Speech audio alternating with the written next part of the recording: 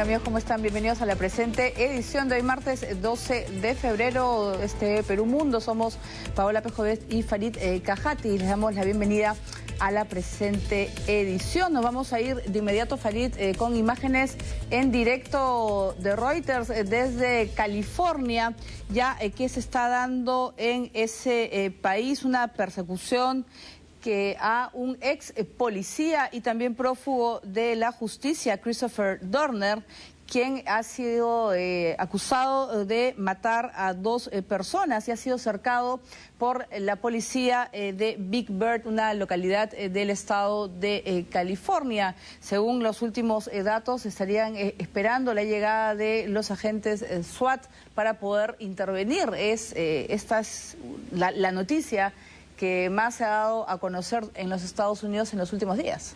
Sí, este es un patrón habitual en trabajadores públicos. Bueno, no es patrón habitual, quiero decir, cuando se producen homicidios perpetrados por ex trabajadores públicos, habitualmente la queja es que fueron despedidos injustificadamente. Y esa es la queja que también se usa en este caso, aunque en el pasado era más común que fueran trabajadores por alguna extraña razón del servicio postal. Muy bien, en el caso de Christopher Dorner es un ex agente de policía del Departamento de Policía de Los Ángeles y fue despedido en el 2009 por un conflicto con una oficial instructora a quien acusó de crueldad hacia un latino con problemas mentales. Dorner es afroamericano y acusó de racismo a esta oficial. Luego su versión fue considerada fraudulenta, por lo que se le expulsó del arma. Desde entonces no se integró a ningún otro entorno y planificó, al parecer, su venganza, que inició la semana pasada. Atacó y mató a la hija de un ex capitán de la policía y al prometido de esta, y posteriormente mató en un ataque a un agente de la policía de Riverside. Muy bien, nosotros más adelante vamos a regresar con más información porque al final estamos tratando, han cercado a un ex policía que sabe lo que hace también, sabe cómo piensan y cómo actúan sus compañeros. Ya ha enfrentado a sus antiguos compañeros de armas e hirió a uno de ellos y logró escapar. O sea, aparentemente era un policía muy experimentado en el uso de armas de fuego. Muy bien, nosotros más adelante regresamos con más información, pero nos vamos ahora a Italia. Las imágenes de un rayo que golpea la Basílica de San Pedro horas después del anuncio de la renuncia del Papa Benedicto XVI ha dado la vuelta al mundo. En tanto, el Vaticano confirmó esta mañana que Benedicto XVI lleva un marcapasos desde hace ya 10 años.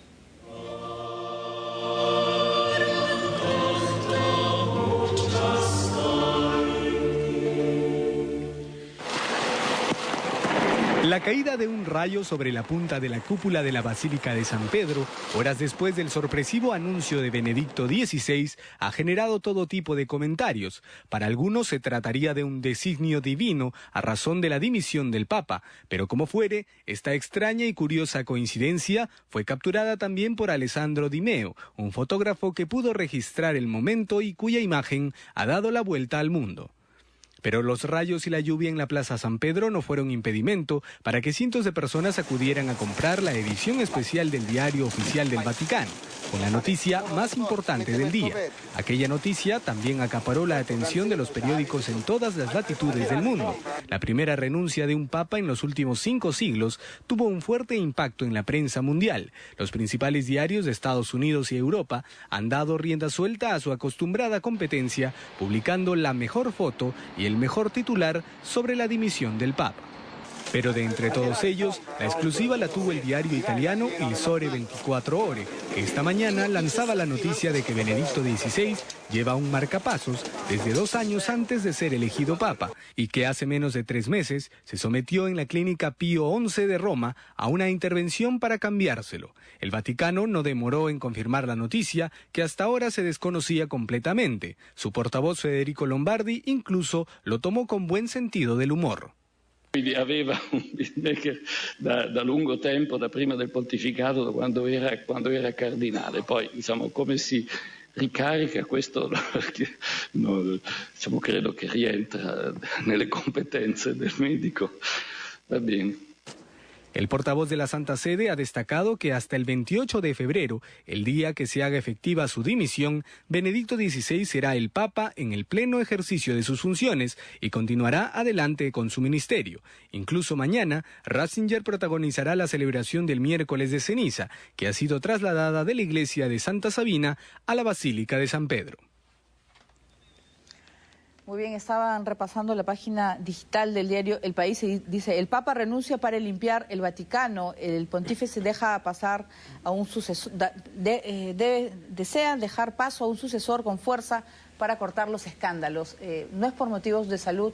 Benedicto XVI de repente está huyendo o no sé, de los escándalos y de todo lo que se ha hablado en los últimos años, ¿no? Bueno, él alude a su capacidad tanto física como mental. Y yo ayer decía que no me parece que su situación sea, digamos, peor que la de papas que duraron años después de llegar a esa situación. Pero en todo caso, a través de los llamados Batilix supimos algunas cosas. Primero, el hecho de que él decidiera hacer pública su condena a la pederastía o la pedofilia dentro del Vaticano o dentro del clero, mejor dicho, y además decir que los curas pederastas no debían simplemente ser removidos de su cargo, sino que debía colaborarse activamente con las autoridades para que paguen por sus delitos en materia penal. No fue bien recibido por todos. De hecho, esa no fue la actitud del Papa anterior. Y en segundo lugar, hay entre los Batilix ejemplos de malos, o en todo caso denuncias de malos manejos, y hay un obispo estadounidense que le dice al Papa: yo he encontrado indicios de malos manejos, no permita que me reenvíen o me envíen de vuelta a Estados Unidos para poder seguir investigando. Y sin embargo el obispo en cuestión fue enviado de vuelta a los Estados Unidos, según las versiones que recogen los Batilix, por acción del secretario de Estado Vaticano, el cardenal Bertone. Entonces hay indicios serios de que no tenía el control de la situación. Pero, por ejemplo, ya yendo a cosas anecdóticas, este rayo que se vio ayer en el Vaticano, y ya muchos están hablando también de las famosas profecías de Nostradamus, que el fin del mundo se relaciona con la llegada del primer Papa Negro. Entonces, esos son muchos de los temas que se está leyendo en las redes sociales y en el Internet. Pues lo que hay que tener presente en el caso de Nostradamus es que Nostradamus no hace profecías del tipo: el 11 de septiembre del 2001 2 aviones estrellarán contra las Torres Gemelas de Nueva York. No son profecías cuya veracidad uno puede establecer retrospectivamente de manera inequívoca. Son cuartillas que son más bien de tipo como los versos de un poema, con alegorías y cosas como cuando el rey del terror descienda y Marte reinará, se presume que Marte es el dios de la guerra, luego entonces la guerra se impondrá en el planeta. Todo, ¿no? Claro, eso en primer lugar. Y en segundo lugar, esa profecía de la que estoy hablando, con las referencias al rey del terror y al reino de Marte, sí establece fecha, cosa que tampoco es habitual en las profecías de Nostradamus. Dice, en el 7º mes de 1999. Como era habitual en la Iglesia durante el Medioevo, el final de un milenio era visto como un parteaguas, como un posible, digamos, momento en el que se realizarían las profecías del fin del mundo de la Biblia. Y él, según Nostradamus, el mundo ya debería haber acabado, no debimos llegar al nuevo siglo. Luego entonces seguir creyendo a Nostradamus y sus profecías es un acto de fe, francamente. Bien, felizmente que falló Nostradamus y también los mayas. Sí. Muy bien, nosotros, tras el sorpresivo anuncio de Benedicto XVI, los corredores de apuestas en Europa ya pusieron a 3 cardenales como posibles sucesores del Papa. En tanto, el presidente de Francia, François Hollande, fue criticado por una broma que hizo sobre la sucesión del sumo pontífice. A pocas horas de que Benedicto XVI anunciara su renuncia, distintas casas de apuestas alrededor del mundo comenzaron con los pronósticos sobre quién podría ser el nuevo pontífice. Ya desde el lunes, los corredores de apuestas británicos e irlandeses habían identificado al cardenal nigeriano Francis Arinze, al ganés Peter Turkson y al canadiense Mark Kellett como los favoritos para liderar a la Iglesia Católica Romana. Como se puede ver detrás de mí, Peter Turkson es el favorito al rojo vivo en su forma actual. Curiosamente, se lo puso ayer en el 5-1 cuando el gran anuncio se produjo. Él ha estado respaldado muy fuertemente. Las apuestas también tienen a sus candidatos improbables para convertirse en papa. En la lista de la agencia Paddy Power figuran el científico británico y activista ateo Richard Dawkins, además del cantante irlandés Bono de U2. Este tipo de bromas son comunes en los bookmakers, pero no causan tanta gracia cuando vienen de un presidente. Es lo que le pasó a François Hollande en una conferencia de prensa celebrada en el Eliseo junto al presidente de Nigeria. La decisión de Benedicto XVI suscita el máximo respeto. Es una decisión valiente y también excepcional, pero no puedo añadir más comentarios. El presidente de Nigeria lo ha dicho. Debemos dejar a la Iglesia Católica determinar cómo quiere organizar esta sucesión. Nosotros no presentaremos candidato. La broma del candidato francés para el papado indignó a los sectores católicos de París que no entienden cómo el presidente de la República pudo permitirse semejante desliz. Muy bien, lo peor creo que tras esa broma fue silencio total, o sea, ni siquiera tuvo el efecto deseado, ¿no? Él quiso bromear con algo, no sé, quizás demasiado serio para algunos. Sí, pero no ofendió a nadie, ¿no? Hasta donde yo puedo ver, decir Francia no presentará candidato no ofende a nadie. Claro, hay alusiones históricas que probablemente nadie tuvo en mente cuando criticaron a Hollande, y es el hecho que en un momento dado en la historia, justamente asociado al último papa que renunció antes de Benedicto XVI, hubo 2 y hasta 3 papas, y eso fue producto de que un rey de Francia del siglo XV decidió crear su propio papado en la provincia francesa de Aviñón. Ese papa era conocido por los fieles al papa de Roma como la prostituta de Aviñón, y entonces, claro, Francia tuvo su papa privado, digamos, ¿no? Pero yo creo que a eso no van creo que el tema tiene que ver con que esto lo dice un día antes de que la Cámara Baja del Congreso francés aprobara el matrimonio para personas del mismo sexo, en todo caso el matrimonio independientemente del sexo de quienes contraen el contrato. Y además la ley establece su derecho a adoptar hijos, y eso fue una iniciativa que obviamente entró en colisión directa con la posición de la Iglesia Católica y de los partidos conservadores de Francia. Yo presumo que ellos estaban ardidos por ese tema, no por la broma, y se agarraron de la broma para atacarlo en ese y otros temas. En todo caso, una broma que no tuvo el efecto deseado por el presidente. Muy bien, la dimisión del Papa ha reavivado la polémica sobre los abusos sexuales en la Iglesia Católica. Las víctimas esperan que el nuevo Papa no proteja a los curas pedófilos. Aquí me gustaría hacer una pausa para reconocer la vergüenza que todos hemos sentido como resultado del abuso sexual de menores por parte de algunos sacerdotes y religiosos en este país. De hecho, estoy profundamente apenado por el dolor y el sufrimiento que las víctimas han soportado, y les aseguro que, como pastor, yo también comparto su sufrimiento.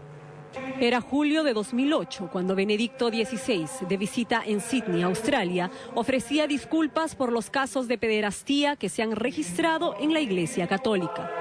Aquella vez no fue la única.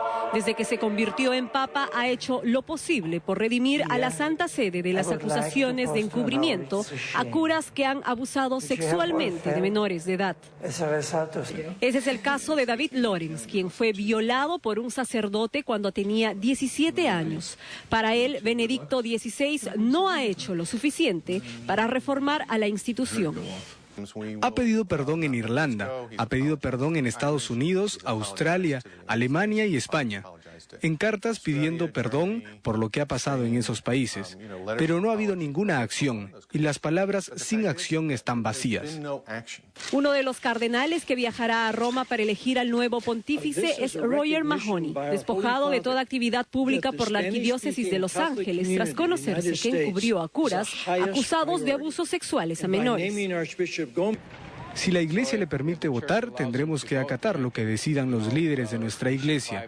Yo fui uno de los niños que sufrió abusos en mi parroquia. Fernando Montanés asegura haber perdonado el daño que le hicieron, pero es uno de los tantos niños que fueron violados y que espera un acto de valentía del Papa. A Benedicto XVI le quedan 17 días al frente del Vaticano, tiempo suficiente para redimirse y hacer algo ante tanta impunidad, aseguran las víctimas.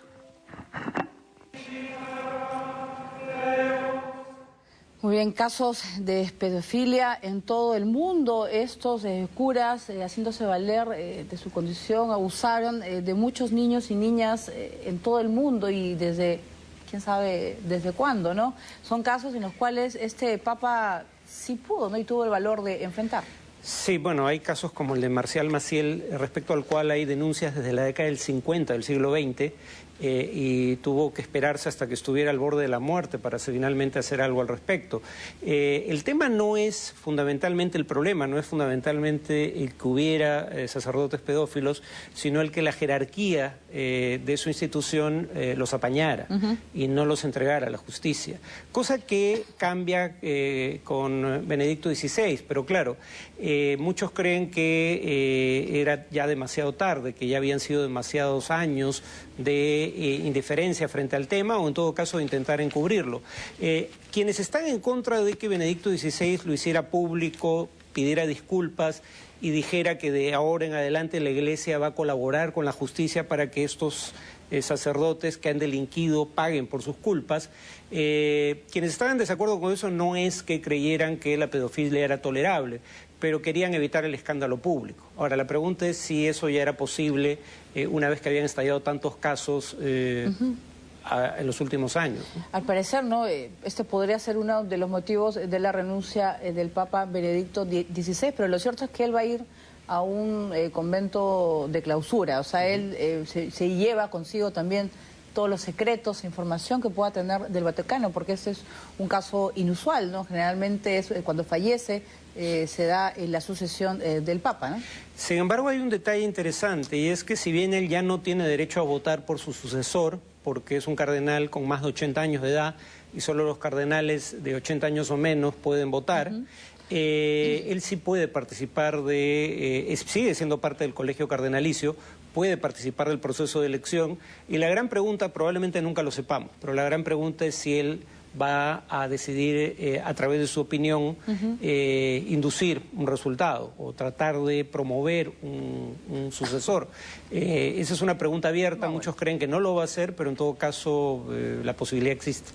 Muy bien, ahora nos vamos, seguimos en Francia, ahora con un grupo de feministas ucranianas que se desnudó en la Catedral de Notre Dame a modo de festejo por la renuncia del Papa.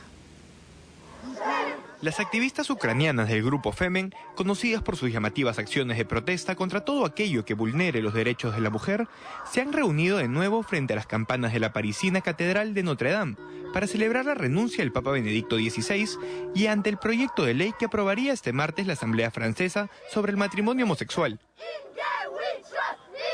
El grupo lo conformaban 9 mujeres con sus senos descubiertos. Dentro de sus mensajes de festejo estaban salvados por la campana, no más papa y crisis de fe.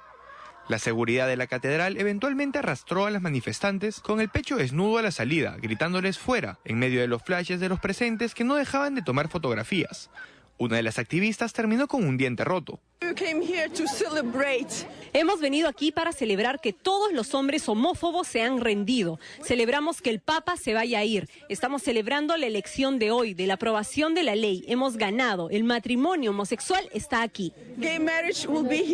Femen ha sido noticia por organizar protestas en toples en Rusia, Francia, Ucrania y Reino Unido desde el 2010. A principios de enero, el grupo se manifestó enfrente del apartamento privado de Benedicto XVI en la Plaza de San Pedro para protestar por la oposición de la Iglesia Católica Romana a la adopción gay. Celebración que tiene este grupo tanto por la aprobación del matrimonio homosexual en Francia como para ellas la renuncia del Papa Benedicto XVI. Aunque yo no sé esto último que tenga que ver porque se opone a los matrimonios homosexuales. Pero es que esa es la posición de toda la Iglesia. Siempre. Ahí no hay mayor diferencia entre los cardenales. O sea, ese no es un tema de controversia, aunque hay un par de cardenales del colegio cardenalicio que aceptan las uniones civiles ni siquiera esos cardenales están a favor del matrimonio entre personas del mismo sexo. Entonces, eso no va a cambiar sea quien sea el Papa. Luego, entonces, que celebren la salida de este Papa particular es irrelevante.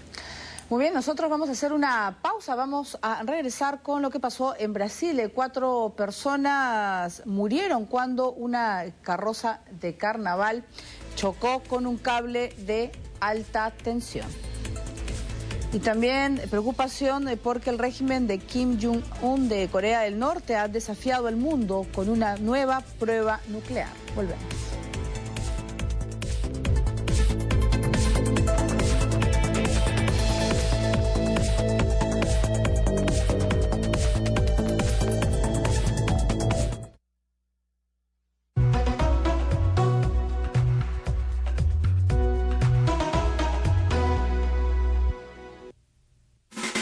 TV Perú le da la bienvenida a Humachiri, localidad de la provincia de Melgar en Puno, que ahora forma parte de la red televisiva más grande del país. De esta manera, más peruanos pueden disfrutar de nuestra variada programación. Con Humachiri sumamos 276 estaciones retransmisoras, lo que nos reafirma como el canal con la mayor cobertura a nivel nacional. Somos TV Perú, mucho más que ver. Esta semana en La Hora Discovery. Engañados por la naturaleza. El miércoles.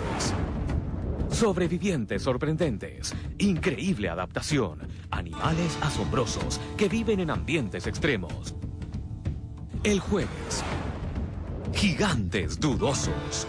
Corpulentos animales, pesos pesados con asombrosas estadísticas vitales. El viernes, maravillas medicinales, extraordinaria conducta animal, criaturas que permanecen saludables aplicando métodos notables. La Hora Discovery, de martes a viernes a las 3 de la tarde, por TV Perú, mucho más que ver. Hola, soy Gina Parker y quiero invitarte a que sintonices Sin Barreras, un programa creado para promover la inclusión y la participación de las personas con discapacidad en nuestro país. Sin Barreras, todos los sábados a las 7:30 de la mañana. Recuerda que solo TV Perú tiene mucho más que ver. Estamos viendo TV Perú Mundo.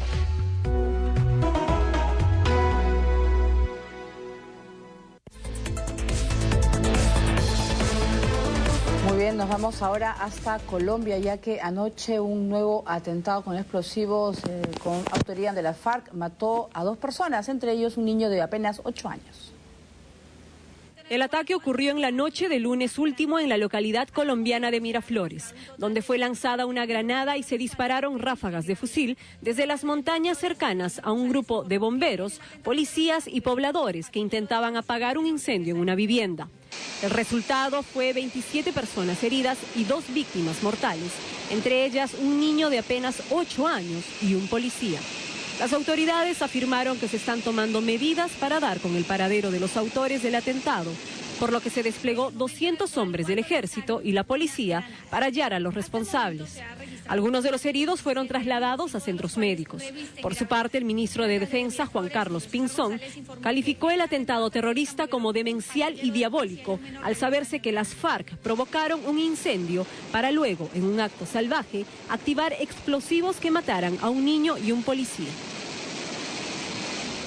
Bueno, realmente hay que ser una mente con mucha maldad de poder provocar un incendio y al acercarse las autoridades, ¿no?, que van a tratar de solucionar el problema, los reciben con explosivos. Ese se está convirtiendo lamentablemente en un modus operandi de las FARC. Por ejemplo, hace poco lanzaron a la vía pública, bueno, pero en una zona, en un descampado, ¿no?, en la ciudad, un maniquí relleno de explosivos, con la idea de que las autoridades lo vieran, pensaran que era una persona en situación de necesidad que había sido arrollada por un auto y al acercarse explotaran los explosivos o estallaran los explosivos. Y acá el punto es, el acuerdo de las partes es que la guerra va a continuar mientras se negocia, y hasta que no haya una solución negociada, no hay fin a la guerra. Y entonces no se le puede decir a las FARC, bueno, no dejes de actuar militarmente porque esos son los términos acordados. Lo que sí se le puede pedir es que respete las normas del derecho internacional humanitario, cosa que no está haciendo. Pero también ahora estaba yo leyendo que van a dar las coordenadas para más liberaciones, ¿no? De policías. Es contradictorio, ¿no? La actuación de la FARC, ¿no? Ellos capturan... Claro, lo que pasa es que las FARC se había comprometido a ya no secuestrar civiles para obtener recompensas, pero las FARC consideraba que policías y soldados detenidos en zonas de combate eran presos legítimos de guerra.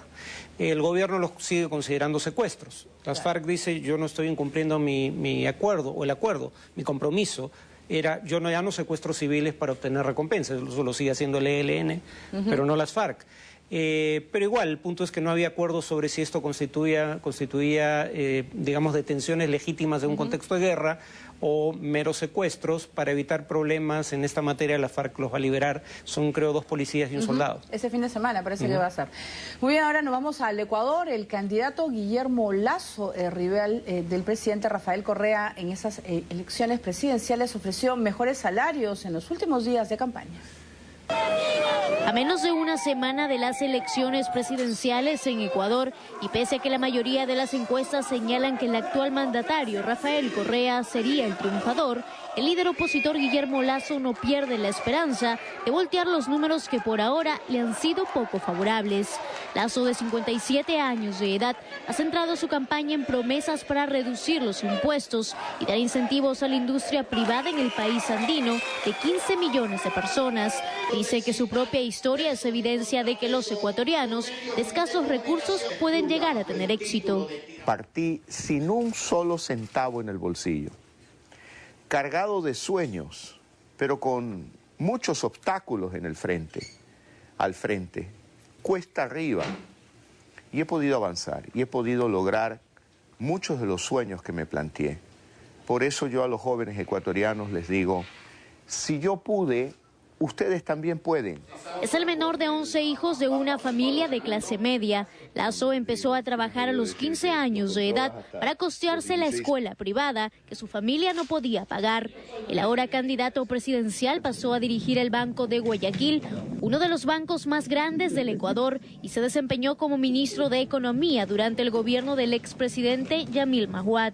Lasso ha criticado a los líderes de izquierda en toda América Latina, acusándolos de tomar el control de las instituciones democráticas para mantenerse en el poder.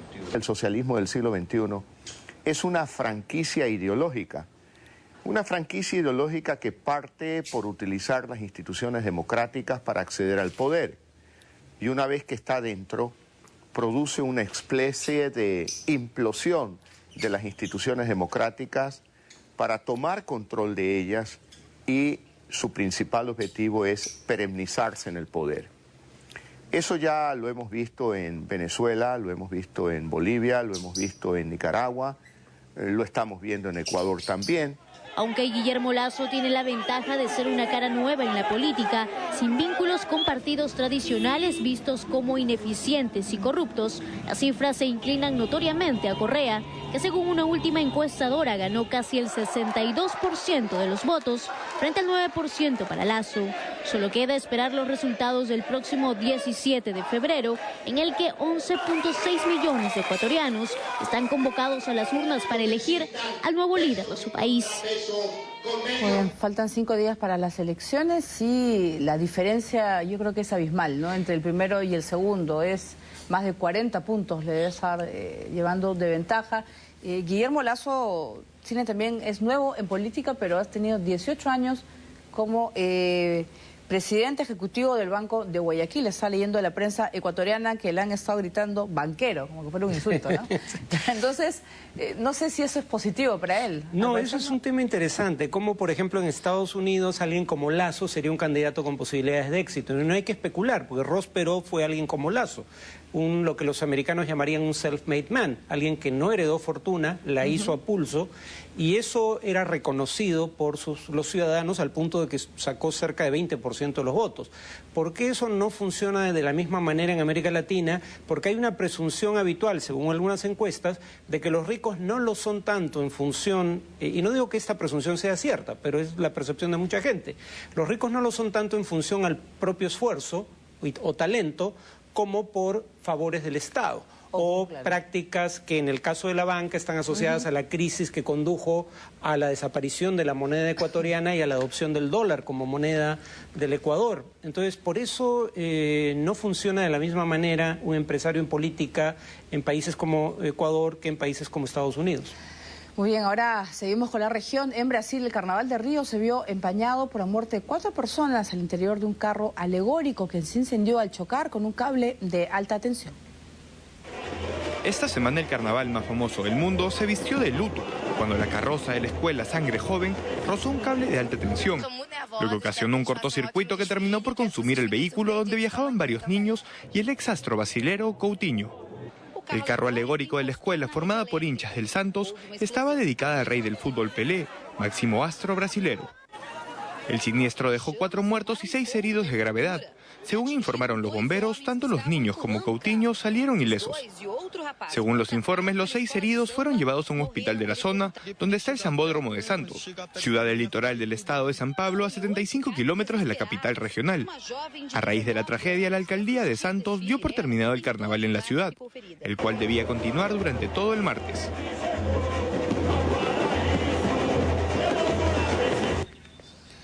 Bien, y nos vamos a México ahora. Gran polémica ha generado la difusión en un blog de unas fotografías de la diputada mexicana Cristal Tobar Aragón, luciendo, como vemos, una pequeña y ajustada minifalda en una sesión del Congreso de su país. Las imágenes que corresponden al 18 de diciembre pasado fueron publicadas en el blog Corte de la Caja, donde se cuestiona que la joven de 23 años, por su baja productividad en materia legislativa y su vestimenta. Las fotografías rápidamente generaron debate en las redes sociales sobre la conveniencia de su vestimenta y si su juventud y falta de experiencia es un impedimento para que cumpla de manera acertada con sus funciones como diputada plurinominal. Muy bien, ella es del estado de Chihuahua y es una de las más jóvenes, 23 años, sí. Son 3 jóvenes. Y del PRD, que probablemente no sea casual porque el PRD es el partido, siendo un partido de izquierda, es el más liberal en temas sociales, ¿no? Es el partido que aprobó en la Ciudad de México las uniones civiles entre personas del mismo sexo y la legalización del aborto, ¿no? Pero digamos, si fuera meramente una congresista con baja productividad como legisladora, pues en el Perú tenemos suficientes ejemplos de eso como para que no nos preocupe lo que pase en el Congreso de México. Y no usa minifalda. Sí, si ese tema, si el caso de esta congresista atrae nuestra atención tan lejos de México, no es por su rendimiento como congresista, es por su vestimenta. Entonces no mezclar las cosas. Tal vez sea una mala congresista, pero eso no tiene nada que ver con cómo se viste.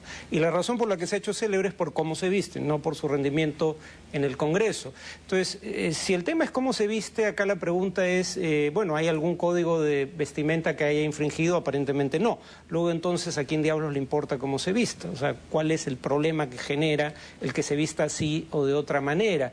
Yo no veo que sea algo particularmente provocativo y de cualquier manera eso de que sea o no provocativo es problema del que se sienta provocado, no de quien se vista así. Si no, vamos a terminar como en Suazilandia, un país donde las mujeres que visten minifalda son acusadas de incitar a las violaciones de las que puedan ser víctimas y son penadas por ley. Pero también hay una doble moral, ¿no? En países latinoamericanos sé que les gusta poder apreciar a la mujer, pero también critican cuando una joven como ella se atreve y se va a vestir y, por ejemplo, va al Congreso en minifalda porque le gusta y es una joven que quiere lucirse, no está provocando quizás a nadie. Es esa doble moral también que vemos que les gusta pero le critican. Claro, incluso cuando se dice que quiere lucirse, la presunción es que se vista así para ser observada por terceros. Yo presumo que el interés de sus compañeros de bancada le debe preocupar muy poco a esta mujer. Probablemente se sienta cómoda, sí, ¿no? Y yo no veo que sea además particularmente corta la falda. Parece que el criterio que se ha utilizado es que cualquier falda por encima de la rodilla califica como mini. Muy bien, lo que sí ha logrado es haber salido en todos los medios del mundo. A su pesar, completo, probablemente. ¿no? Muy bien, y ahora nos vamos a Francia. Trabajadores de Goodyear protestaron por el cierre de una fábrica que ha dejado a más de 1000 personas sin empleo. Bajo un fuerte dispositivo policial, unos 3000 trabajadores de la empresa Goodyear, que se sitúa al norte de Francia, para reclamar contra los planes de despido masivos en varias corporaciones. Entre los manifestantes estaban trabajadores de la fábrica de neumáticos que este año cerrará sus puertas y suprimirá más de 1.200 puestos de trabajo. Las protestas coincidieron con el anuncio del ministro de Reactivación Productiva, Arnaud Montevert, sobre el retiro de una oferta para invertir en esa planta, lo cual encendió los ánimos de los manifestantes y provocó fuertes enfrentamientos con la policía. Ahora nos damos cuenta de que las empresas se están cerrando y el empleo se está reduciendo debido a los mercados. Y nosotros no queremos eso. Queremos mantener nuestros puestos de trabajo. Nosotros producimos cosas, trabajamos correctamente. Queremos mantener nuestros puestos de trabajo. En la manifestación participaron además obreros de otras industrias, cuyos propietarios amenazan con recortes drásticos de su personal.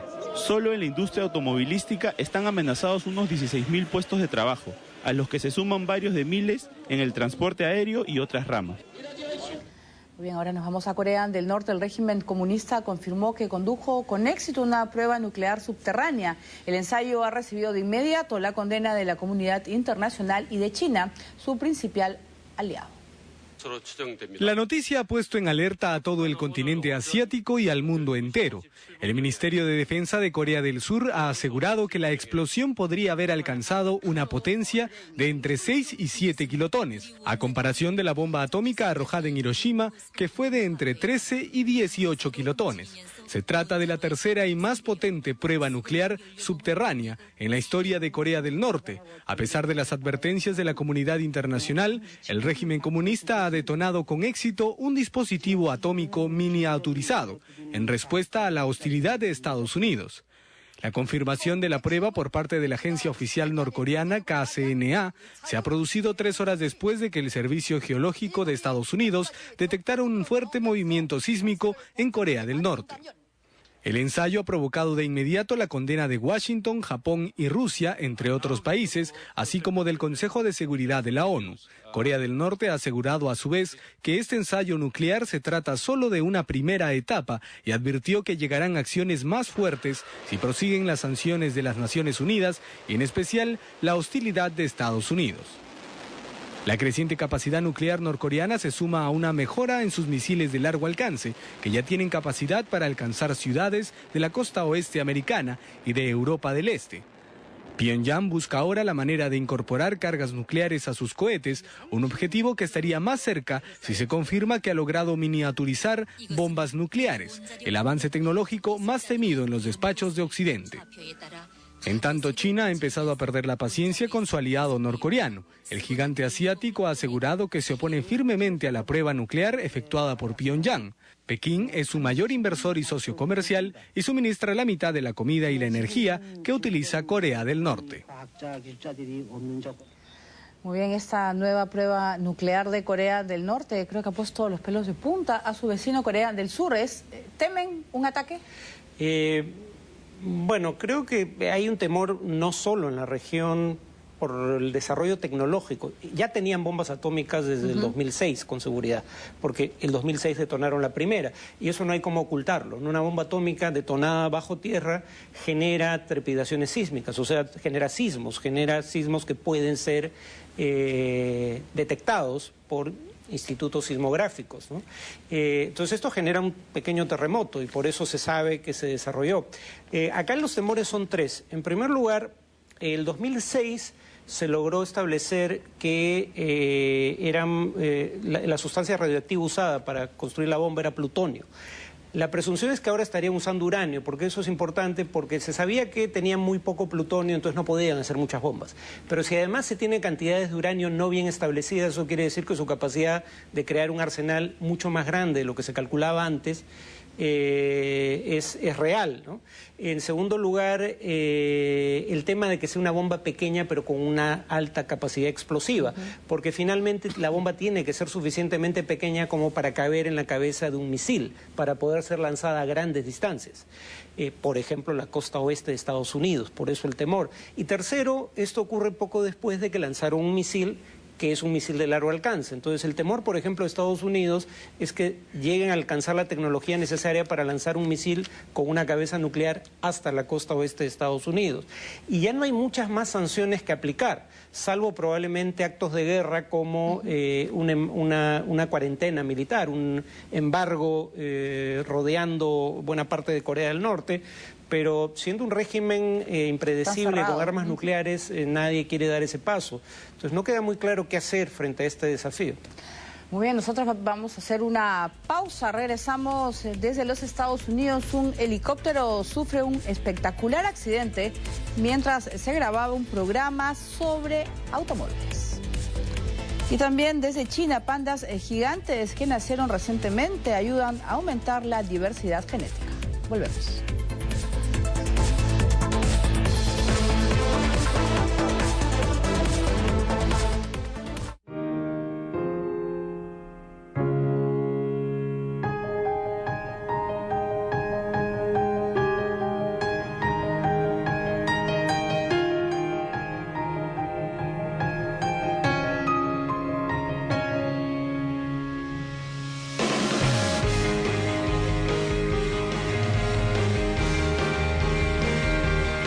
TV Perú, 55 años, junto a ti.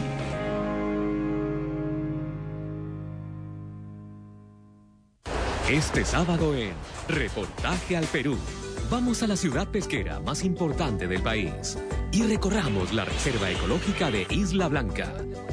Visita con nosotros la ciudadela de Pañamarca. Practica deportes de aventura. Conoce a su gente. Mar, sol y alegría. Esta semana, Chimbote. Chimbote, puerto y valle de encanto. Reportaje al Perú. Este sábado, al mediodía, por TV Perú. Mucho más que ver. Gracias a Panasonic, Petro Perú. Un apasionante viaje por el mundo del cine. Entra en contacto con sus creadores. Tenía un par de puntas sobre las cuales me gustaba trabajar. Una era la noticia de la vaca que cae de un avión y siempre quise hablar de un excombatiente de Malvinas. Y descubre lo que se esconde tras la escena. Instead of motion capture, it's kind of emotion capture. Con la crítica certera y audaz. Alguien dijo que el cine es una cinta de sueños. Otro que es un espejo pintado. También se ha dicho que es como la vida. En este programa creemos que todo eso es verdad. El placer de los ojos con Ricardo Bedoya. Por TV Perú. Mucho más que ver. Estamos viendo TV Perú Mundo.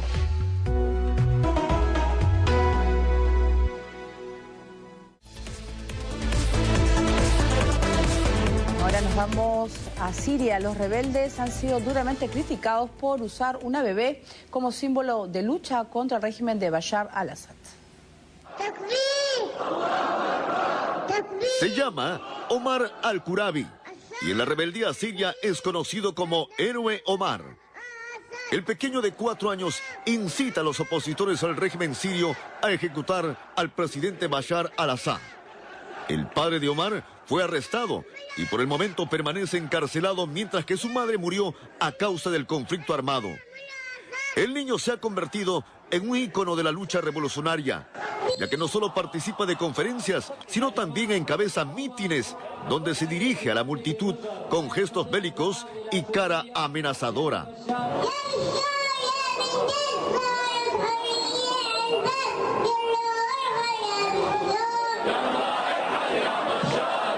En una entrevista para la televisión, aquí lo vemos con su tío empuñando la V de la victoria.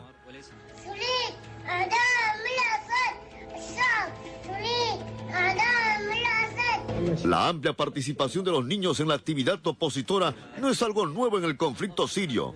En Homs, los partidarios del régimen opositor adoctrinan a los menores y los suman a su lucha armada. Muy bien, el niño apenas creo que tiene 2 años, aprendió a hablar y bueno, lo están usando para que repita frases, ¿no?, que ha escuchado de su entorno, ¿no? Claro, la utilización política de un niño, además de un niño tan pequeño, ¿no? Es francamente deplorable, pero además es contraproducente porque si su padre está en manos del régimen del Assad y en uno de los momentos el niño dice: el pueblo quiere la caída del régimen, ¿no? El régimen podría desquitarse con el padre, o sea, están exponiendo al padre a un maltrato sistemático por cosas como esta, aparte de que es en sí mismo ilegal, ¿no? Pues bien, ahora nos vamos a Rusia. Continúa el drama de los padres estadounidenses que quieren adoptar niños rusos. 2 mujeres han construido una ejemplar amistad en medio del tedioso y a veces imposible trámite de adopción. Gina Bonner y Prisbecki no se conocían hasta antes de haber decidido adoptar niños rusos. Sus historias se han entrelazado desde que llegaron a Moscú para comenzar el proceso de adopción. Ellas, 2 ciudadanas estadounidenses, se hicieron amigas rápidamente, visitando orfanatos y asistiendo a audiencias judiciales. Ahora viven juntas en un hotel junto a sus 2 pequeños hijos adoptivos. Para Gina, su motivación la encontró en su historia personal, pues vivió en carne propia el tener una hija con problemas de salud. Es algo por lo que muchos rusos no quieren pasar, asegura. Bueno, es un montón de dinero, es una gran cantidad de viajes, es mucho sacrificio. Con mi hija biológica hemos pasado cosas difíciles en los primeros días de su vida y fue una demostración de que yo y mi marido podíamos hacerlo y que habíamos aprendido de esa experiencia. Así que, en esencia, es por eso que hemos venido, porque no ha sido un camino fácil, no hay mucha gente rusa que quiera hacerlo. Pris, por su parte, dice que no importa el tiempo que esté lejos de sus otros 3 hijos, ya que ha esperado tanto en Rusia para no conseguir nada. A menudo se consigue una noticia muy emocionante que parece definitiva. Creí que recogeríamos nuestros permisos y podríamos llevarnos a los niños, pero luego, al día siguiente o incluso 15 minutos después, te dicen que todavía no, que tienes que esperar 15 o 10 días más o pasar por otro proceso. Así pues, como verás, la montaña rusa ha sido muy dura. Aunque han acumulado enormes facturas de hotel para permanecer en Rusia y asegurar las adopciones de Vika y Gabriel, Gina y Pris no le temen a la prohibición de que estadounidenses adopten niños rusos. Ambos menores tienen síndrome de Down y vivían en orfanatos de Moscú. Bien, ahora en los Estados Unidos un helicóptero protagonizó un espectacular accidente mientras se grababa un programa sobre autos. El increíble accidente que vemos en el video ocurrió en Arizona, durante un segmento de la exitosa serie de televisión Top Gear en su versión para Corea del Sur. El desafío consistía en probar la potencia y velocidad de un helicóptero Cobra AH-1 y de un Corvette ZR-1 superdeportivo conducido por el presentador del show, Kim Jin-pyo. Como se ven en las imágenes, la intensa prueba se realizaba con total normalidad, pero al caer la bandera a cuadros, el piloto de la nave de ataque perdió el control del helicóptero y cayó en picada estallando en el suelo. El gran despliegue de cámaras requerido para el programa sirvió para captar el momento exacto del accidente, cuya ensordecedora explosión que dejó una nube de polvo en el aire fue sentida a varios metros de distancia por el equipo de producción. Si bien el accidente se produjo en marzo del año pasado, Top Gear recién decidió mostrar las imágenes en donde la aeronave, que se movía a no más de 200 pies de altura, sufre una falla mecánica e impacta con el suelo. Es bueno saber que el Cobra AH-1, conocido por su alta velocidad y maniobrabilidad, desempeñó un papel clave en el apoyo a las tropas de tierra durante Vietnam, y en las operaciones de Escudo y Tormenta del Desierto y en la Guerra del Golfo Pérsico, convirtiéndose así en la columna vertebral del ejército norteamericano hasta que salió de operación en 1999. Bien, ahora vamos a conocer algunos de los nominados al premio de fotografía Sony 2013. Dicen algunos críticos que para ser un buen fotógrafo hay que tener un alma común con el ser o el objeto que se vaya a retratar. Coger una cámara no es cosa ya de pocos privilegiados. Hacer una buena fotografía requiere más de talento innato que de la clásica posería de llamarse fotógrafo. Las imágenes que ve usted ahora son solo algunas de las nominadas dentro de la Organización Mundial de Fotografía. Imágenes cuyos autores son, en muchos casos, aficionados con talento. Los premios Sony 2013 reúnen las fotografías de autores de más de 170 países en un certamen anual. Esta vez, por ejemplo, Samuel James retrató a un niño descargador de combustible de contrabando en el río Níger.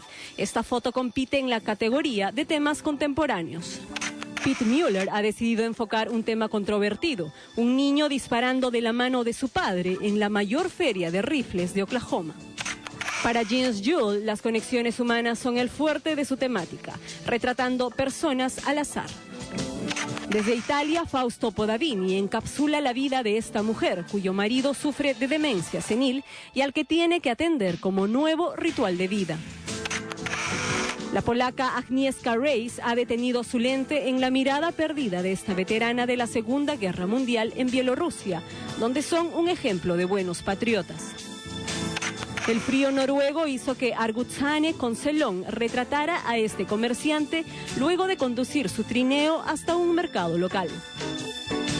La fe, el mayor síntoma de vida de nuestro mundo, ha sido inmortalizada en esta fotografía tomada por el israelí Gali Tibón en un pequeño pueblo de Etiopía, conocido también como la Jerusalén Negra. Y la soledad de este pequeño se enmarca perfectamente en el lente del coreano Dae-Sung Lee, una pequeña muestra de lo terrible del calentamiento global en países abandonados como la India.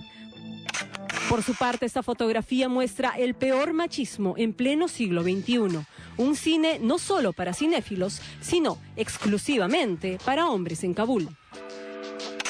Y para terminar, la libertad encarcelada en una instantánea, en una fotografía que lleva solo una palabra y que termina por dar todo un significado completo: el derecho de ser sexualmente quien uno quiere ser.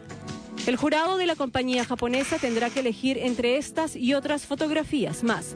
Los ganadores serán anunciados en Londres el 25 de abril. Muy bien, el arte de la fotografía realmente capta el momento preciso, no sé, de la historia, un momento de la vida cotidiana, pero yo creo que hay que ser un artista para poder captarlas, ¿eh? Claro, en un cuadro uno puede plasmar lo que su mente le indique, ¿no? O sea, lo que haya concebido dentro de su mente, pero aquí uno tiene que atenerse a los modelos de carne y hueso y al entorno dado. Uno tiene que buscar el ángulo o la disposición de los elementos para lograr una buena toma. En el caso de los fotógrafos de guerra son los que peor la tienen porque son muy cuestionados por ejemplo, capturar el momento en que un niño está a punto de morir rodeado de buitres, y la pregunta que muchos se hacen es, en lugar de tomar la foto, ¿por qué no hiciste algo por el niño? Y claro, lo que muchos dicen es, pero es que esta imagen va a, una imagen dice más que 1000 palabras, esta imagen va a atraer atención internacional hacia este tema de una manera que mi mera versión no lo haría jamás, ¿no? Además de que muchos fotógrafos participaron en la guerra, no me acuerdo el nombre del fotógrafo en la Segunda Guerra Mundial que estuvo en el desembarco de Normandía, expuso su vida, estuvo con todos los comandos, y tú sabes que de los carretes que reveló se le velaron a su asistente y apenas hay 3 o 4 fotos de ese día, así que imagínate. Deberían mandar al asistente al frente de batalla, probablemente. Muy bien, ahora nos vamos a Tailandia con un grupo de parejas que participó en el concurso del beso más largo del mundo. 9 parejas tailandesas comenzaron su participación en una curiosa maratón para batir el récord mundial del beso más largo. Es decir, conseguir estar más de 50 horas, 25 minutos y 1 segundo sin despegar los labios. La pareja gay, vencedora el año pasado y que ostenta este récord, puso su título en juego durante este acto organizado por un museo de Pattaya, al sur de Bangkok. Nuestro secreto del amor es ocuparse del otro. Nos amamos lo mismo, pero no estoy seguro si podemos romper el récord anterior. Pero vamos a hacer todo lo posible para que nuestro amor triunfe. Los participantes, algunos subidos en cajas para estar a la misma altura que el otro integrante de la pareja, no tienen derecho a sentarse y deben besarse sin parar. Ni siquiera pueden detenerse para beber un poco de agua. Como requisito principal, los concursantes deben estar legalmente casados o demostrar que viven juntos durante más de 1 año. El ganador se llevará a casa dinero en efectivo y anillos de diamantes, valorizados en más de $6.000. Muy bien, y a propósito del Día del Amor en Colombia, la industria de la florería tiene todo listo para recibir este 14 de febrero. Las granjas de flores esperan exportar 450 millones de sus cultivos a toda América Latina.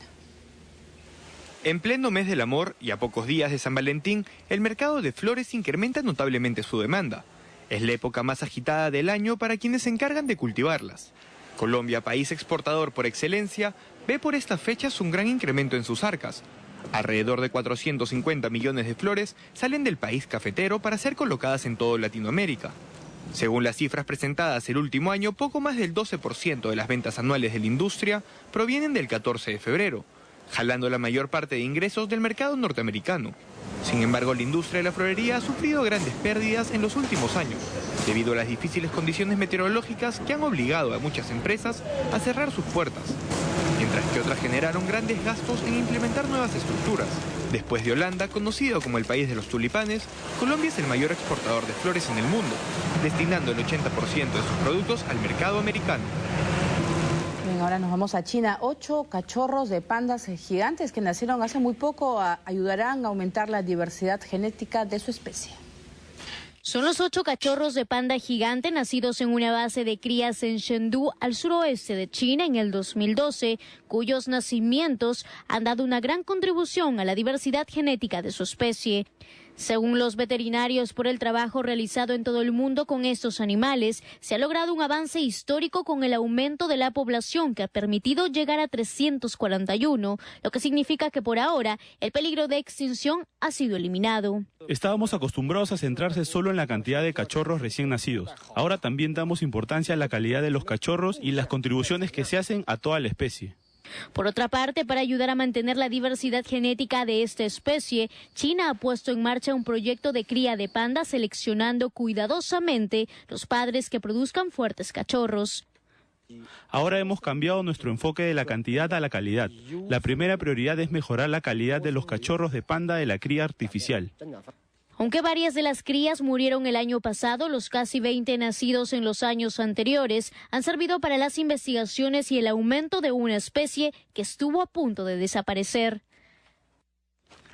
Muy bien, tan bonitos los pandas, pero no son tan tranquilitos que digamos, ¿no? Los humanos proyectamos nuestros deseos en ellos, pero no son tan buenos como parecen. Muy bien, nosotros nos vamos a despedir con la música de Beck y su cover de una canción de Bob Dylan. Nos vemos.